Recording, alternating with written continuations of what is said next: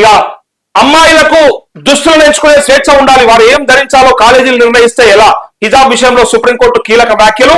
ముంబైలో ఓ కాలేజ్ ఇచ్చిన సర్క్యులర్ పై స్టే విధింపు అంటూ ముంబైలో ఒక కాలేజ్ ఏం చెప్పిందంటే, యాక్చువల్ గా అమ్మాయిలు ఏ డ్రెస్ వేసుకోవాలనే దానిపైన ఒక రూల్స్ ఫ్రేమ్ చేసి ఒక సర్క్యులర్ రిలీజ్ చేసింది.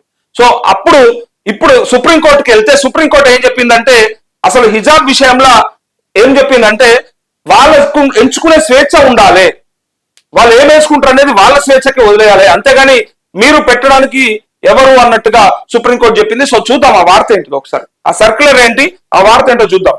ముంబైలోని ఓ కళాశాల క్యాంపస్ లో విద్యార్థులు హిజాబ్ ధరించడాన్ని నిషేధిస్తూ యాజమాన్యం ఇచ్చిన సర్క్యులర్ పై శుక్రవారం సుప్రీంకోర్టు స్టే విధించింది. ఇటీవల చెంబూరులోని NG Acharya ND and DK Marathe college లో క్యాంపస్ లో విద్యార్థులు హిజాబ్ ధరించకూడదని యాజమాన్యం ఓ సర్క్యులర్ జారీ చేసింది. దీంతో కొంతమంది విద్యార్థులు దీన్ని సవాల్ చేస్తూ బాంబే హైకోర్టును ఆశ్రయించారు. అయితే అక్కడ కూడా వారికి వ్యతిరేకంగా తీర్పు వచ్చింది. హైకోర్టు కాలేజీ నిర్ణయాన్ని సమర్థించింది.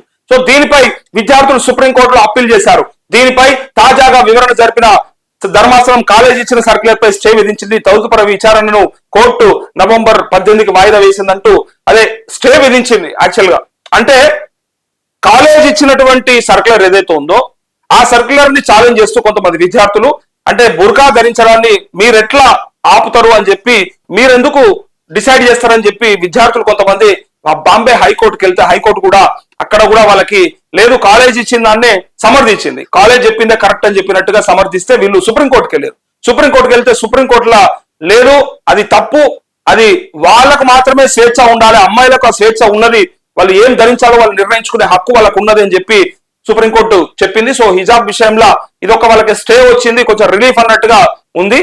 సో దీనిపైన భిన్నాభిప్రాయాలు ఉన్నాయి. ఎందుకు అవసరమా మతపరమైనటువంటి డ్రెస్సింగ్ కాలేజీలలో లేదంటే విద్యాలయాలలో అవసరమా? అలాంటి చోట మతపరమైనటువంటి సూచికలుగా కనపడే ఆ డ్రెస్సింగ్ అట్లాంటి తెలవడం అనేది కరెక్ట్ కాదు. అందరూ సమానమే అని చెప్పినప్పుడు సమానంగా కనపడాలి కాబట్టి ఎలాంటి తేడాలు ఉండకూడదు అని చెప్పి అన్నటువంటి మేధావులు చాలా మంది ఉంటారు.